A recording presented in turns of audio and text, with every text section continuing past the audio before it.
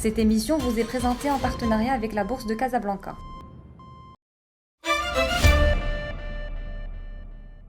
Bonjour, bienvenue dans ce nouveau numéro d'Encyclo Bourse. Confier la gestion de son épargne à un OPCVM est souvent une très bonne idée pour les épargnants, car cela permet de mettre vos économies entre les mains d'un gérant d'OPCVM disposant de beaucoup plus d'outils que vous, ayant accès à une information beaucoup plus importante et surtout, et c'est un élément très important en termes d'investissement, disposant de beaucoup plus de temps pour surveiller et gérer son portefeuille. Mais avant de franchir ce pas, il y a quelques questions que l'épargnant doit absolument se poser pour optimiser son placement en OPCVM. La première de ces questions consiste à fixer le montant qu'on est prêt à immobiliser, à placer, car il faut éviter coûte que coûte cette situation où nous sommes obligés de racheter ses parts, non pas par conviction mais plus par obligation, par nécessité. Pour ne pas tomber dans ce cas de figure, il faut donc placer l'argent qu'on ne souhaite pas consommer à court et moyen terme. La deuxième question à se poser est l'horizon de placement. Plus l'horizon est long, plus on va se diriger vers des actifs à risque comme les actions.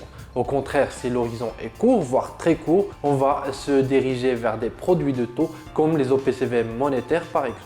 Ceux-ci offrent une liquidité quasi instantanée, mais le rendement est faible. La troisième question qu'il faut se poser, c'est quel type d'OPCVM détenir en portefeuille. Au Maroc, l'épargnant a le choix entre les OPCVM actions, obligataires, court, moyen ou long terme, OPCVM monétaires, les OPCVM diversifiés qui détiennent des parts assez importantes dans l'immobilier par exemple, ou encore les OPCVM contractuels qui vous offrent un rendement garanti en contrepartie de garder vos parts immobiles dans l'OPCVM pendant une période plus ou moins longue. Le choix de l'OPCVM va donc dépendre de l'horizon de placement, des liquidités à placer, mais également de l'aversion au risque de l'investisseur. Et enfin, pour conclure, nos deux dernières petites astuces pour les investisseurs particuliers, à se diriger vers des OPCVM qui sont ouverts vers le grand public. Généralement, ces OPCVM ont des frais d'achat et de vente de parts qui sont assez faibles, voire pour certains carrément inexistants. Cela rendra votre investissement un peu plus rentable.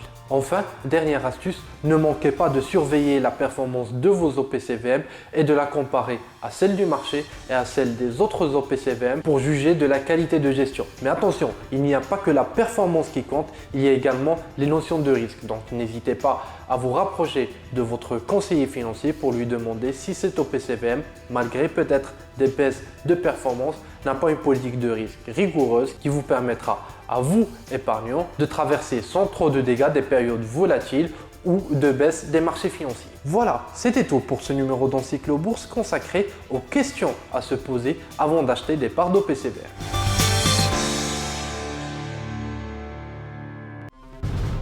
Cette émission vous a été présentée en partenariat avec la Bourse de Casablanca.